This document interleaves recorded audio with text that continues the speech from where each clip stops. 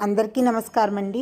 ఈరోజు గురు పౌర్ణమి సందర్భంగా మన అందరికీ గురువైన ఆ పరమశివుడికి, అమ్మవారికి, దక్షిణామూర్తికి, మన తల్లిదండ్రులకి, మనకి విద్య నేర్పిన గురువులకి, మనకి మంచి మాటలు చెప్పిన వారందరినీ గురువుగా ఎవరినైతే భావిస్తామో వారందరికీ కూడా మనం నమస్కారాలు తెలియజేస్తూ ఇక అసలు సంగతిలోకి వెళ్దాం.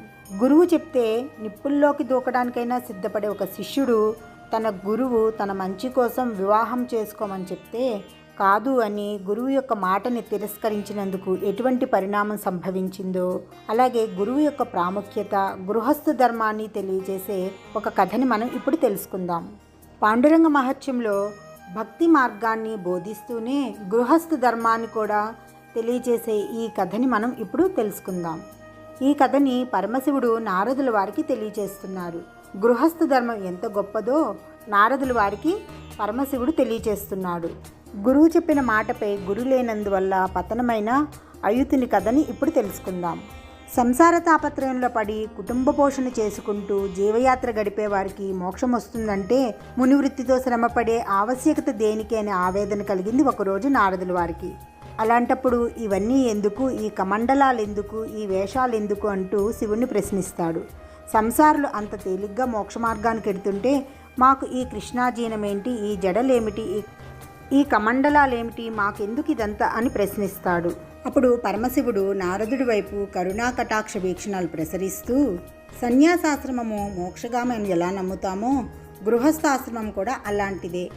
ఈ విషయము చాలామంది గ్రహించలేక తాము సంసార కోపంలో పడిపోతున్నామని దుఃఖిస్తూ ఉంటారు అంటూ పరమశివుడు నారదుడికి గృహస్థ ధర్మం యొక్క గొప్పతనాన్ని వివరిస్తాడు.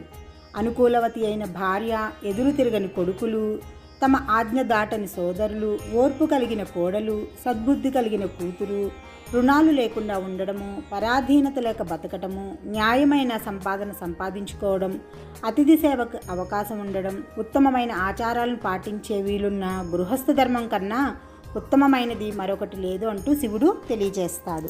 ఓ నారదా, నీకిప్పుడు పాండురంగ మహత్యంలో ఉన్న ఒక కథని ఇప్పుడు నీకు తెలియజేస్తాను అంటూ అయుతుడు, నియుతుడు అనే మునికుమారుల గురించి తెలియజేస్తాడు. అయుతుడు, నియుతుడు అనేవారు ప్రయుతుడు అనే మునీశ్వరుడి యొక్క కుమారులు, అగస్త్యుని శిష్యులు.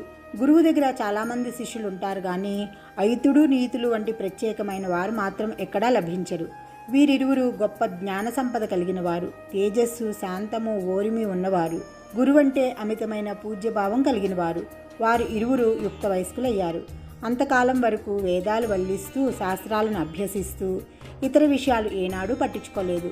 తలలు మాసినా, వస్త్రాలు చిరిగినా, ఆకలి వేసినా లెక్క చేయకుండా అహోరాత్రాలు వేదాధ్యాయన పరులై ఉన్న ఆ యువకులను చూసి ముగ్ధుడైన అగస్త్య మహర్షి వెంటనే వారికి వివాహం చేయాలని ఆలోచిస్తాడు. అయుతుడికి, నీతుడికి తగ్గ కన్యలు ఈ భూలోకంలో లేరని భావించిన అగస్త్యుడు బ్రహ్మలోకానికి వెళ్తాడు. అక్కడ బ్రహ్మపుత్రికలైన సావిత్రి, గాయత్రి అనే కన్యలను తన శిష్యునికిచ్చి వివాహం చేయాలని నిశ్చయించుకుంటాడు. గురువు ఆజ్ఞను శిరసావహించి వివాహానికి అంగీకరిస్తాడు నీతుడు. కానీ అయుతుడు మాత్రం గురువు ఎంత చెప్పినా కానీ గురువుగారి ఆజ్ఞని తిరస్కరిస్తాడు. గురువు ఎన్ని విధాలుగా గృహస్థ ధర్మం గురించి చెప్పినా కానీ వినడు అయుతుడు. అగస్త్యునిలో సహనం నశిస్తుంది. అప్పుడిక అగస్త్యుడు చేసేదేమీ లేక ఆ ఇద్దరు కన్యలను కూడా నీతుడికే ఇచ్చి వివాహం చేస్తాడు. ఇక అయుతుడిని ఆశ్రమం నుంచి వెళ్ళిపోవాలని చెప్పి ఆదేశిస్తాడు. అయుతుడి మనసు ఎంత ప్రయత్నించినా మారదు. గురువుగారు చెప్పినట్లుగా వివాహం చేసుకుంటే తన జీవితం అధోగతి పాలవుతుందని భావిస్తాడు అయుతుడు. మన్మధుడి యొక్క సాధన పరివారానికి శిబిరస్థానము స్త్రీలే కాబట్టి స్త్రీని వివాహం చేసుకుంటే జీవితం నాశనం అవుతుందని భావిస్తాడు. అడవిలో జీవించే తాపసికి, స్త్రీకి పొందిక ఎలా కుదురుతుందనే ఉద్దేశంతో గురువుగారు తనని వివాహం చేసుకోమన్నారు. అందువల్లనే నేను స్త్రీ సాంగత్యాన్ని వద్దన్నాను అంటూ తనకి తనే చెప్పుకుంటూ ఉంటాడు. ఇంతవరకు నేను గురువుగారి మాటని ధిక్కరించింది లేదు, కానీ ఈ విషయంలో మాత్రం గురువు ఆజ్ఞని ధిక్కరించాల్సిందే. గురువు చెప్తే ఏది కాదన్నాను. గురువుగారు మునగమంటే ఎందులోనైనా మునుగుతాను. సుడిగుండంలోకి వెళ్ళి మునగమన్నా మునుగుతాను. కత్తి మీద నుంచోమన్నా నుంచుంటాను. కొండమించి దూకమన్నా దూకుతాను. కానీ నేను మాత్రం వివాహం ఎప్పటికీ చేసుకోను అని నిశ్చయించుకుంటాడు అయుతుడు. వద్దు మొర్రో అన్న జంగముడి మెళ్ళలో కట్టిన లింగంలాగా నాకు స్త్రీని అంటగట్టాలని చూస్తున్నాడు గురువుగారు అని అనుకుని తనలో తన్నే తర్కించుకుంటూ విచారిస్తూ ఉంటాడు అయుతుడు. తన సోదరుడైన నీతుడు గురువు చెప్పినట్లుగా వివాహం చేసుకున్నాడు. కానీ నేను మాత్రం ఎప్పటికీ ఈ పని చేయలేను. కష్టాలు పాలవలేను అనుకుంటూ వెళ్ళి అడవులకు వెళ్ళి తపస్సు చేసుకుంటాడు అయితుడు. తపోనిష్ట కలిగిన అయితుని తపస్సుకి ముల్లోకాలన్నీ గడగడలాడిపోతాయి. ఇంద్రాది దేవతలు కలత చెందుతారు. అయితుని తపస్సు ఇంద్రుడికి నిప్పులు తొక్కినట్లుగా అవుతుంది. నెత్తి మీద పిడుగు పడ్డట్టు అవుతుంది.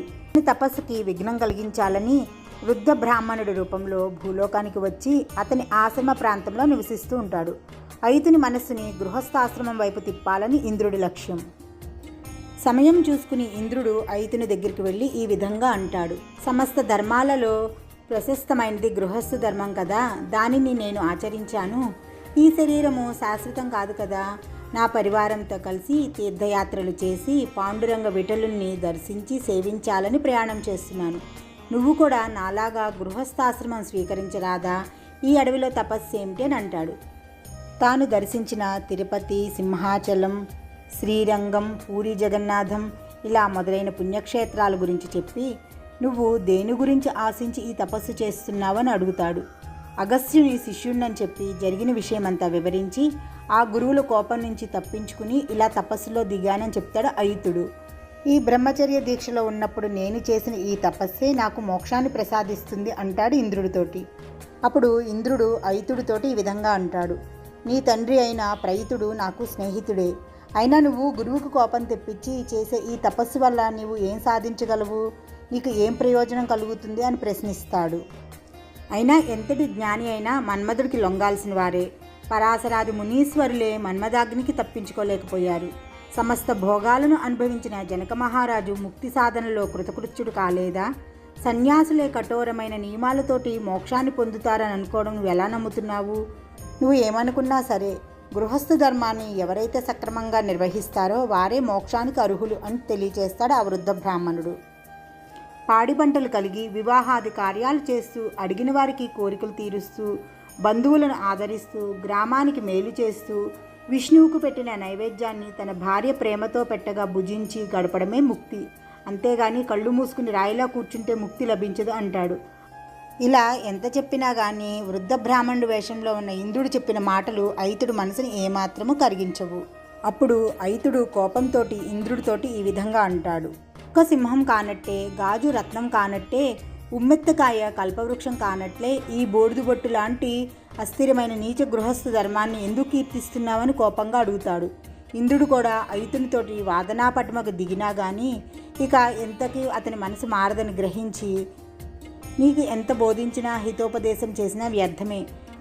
పిరికివాడికి యుద్ధం గురించి, లోబికి దానం గురించి, వేటగాడికి దయ గురించి తెలిపినట్లే ఉంటుంది.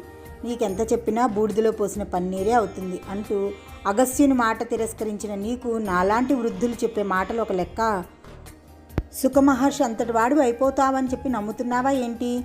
దురాశతోటి అందని పళ్లకు అర్రులు చాస్తున్నావు. బొందితోనే కైలాసానికి చేరాలనుకుంటున్నావు. నీకింత పట్టుదల పనికిరాదు అంటూ హితోపదేశం చేస్తాడు. ఎంత చెప్పినా వినడు అయితుడు. ఇక నిట్టూర్చి అక్కడి నుండి వెళ్ళిపోతాడు బ్రాహ్మణుడి రూపంలో ఉన్న ఇంద్రుడు. ఇంద్రుడు తన ప్రయత్నం మాత్రం విరమించలేదు. ఈసారి కామధేనువుని అతనిపై ప్రయోగించాలనుకుంటాడు. ఒక ముసలి కామధేనువు అక్కడ ప్రవేశిస్తుంది. అది అడుగులు వేయలేక నేల మీద కూలిపోతూ ఉంటుంది. దర్భలు కొరుకుతూ, నోటి నుండి చొంగలు కారుస్తూ, బెదిరిపోయే కన్నులతోటి అటు ఇటు చూస్తూ, పెద్ద తాడు తన మెడకి కట్టి ఉండడంతో గంగడోలుని కదల్చలేక బాధపడుతూ ఉంటుంది. తన పర్ణశాల ముందున్న ఆ వృద్ధధేనువుని చూస్తాడు అయితుడు. వచ్చి ఆ ధేనువుని పైకి లేపడానికి ప్రయత్నిస్తాడు. గడగడా వణికిపోతూ ఉంటుంది. ఆ గోవుని కాపాడే ప్రయత్నంలో అయితుడికి తన తపస్సు సంగతి మర్చిపోతాడు. అతని తపస్సు సడిలిపోతుంది. హోమానికి దర్భలు తెచ్చుకునే పని ఆలస్యమైపోతుంది. జపమాల తిప్పే వీలు కూడా లేకుండా అవుతుంది. ఆ ఆవుకి తగిలిన గాయాలపై ఈగలు వాలడంతో ఆ ఈగల్ని తోలడంలో మునిగిపోతాడు. మంత్రపఠనం చేసే సమయం దాటిపోతుంది. అన్ని బంధాలు తెంచుకుని అడవిలో ఉన్న ఈ బ్రహ్మచారికి ఈ ఆవులంపటం ఎక్కువైపోతుంది. పుణ్యానికి పోతే పాపం ఎదురైనట్లుగా గోసేవలో అయితుని తపస్సంతా విఘ్నమైపోతుంది. ఇక అయితునికి బాధ కలుగుతుంది. ఈ గోవు తోకైన యోగుల చేతిదండమా?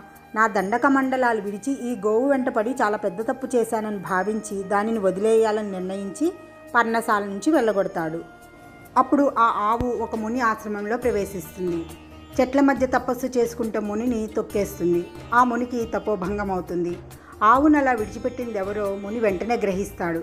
ఎవరికీ చేరరాని ఈ వనంలోకి ఆవు ప్రవేశించి తన తపస్సుకి విఘ్నం కలిగించడానికి నీవే కారణం అంటూ నీ రూపము, నీ వయసు, నీ గర్వము అన్నీ ఈ క్షణాన్ని నశించి నువ్వు ఒక కప్ప రూపాన్ని పొందుతావంటూ అయితుడిని శపిస్తాడు. ఇది తెలిసి అయితుడు వణికిపోతాడు. వెంటనే మునిని దర్శించుకుని, అయ్యా, తమరు కోపిస్తే కొండలు కూడా కూలిపోతాయి, సముద్రాలు ఇంకిపోతాయి, భూమి బద్దలైపోతుంది.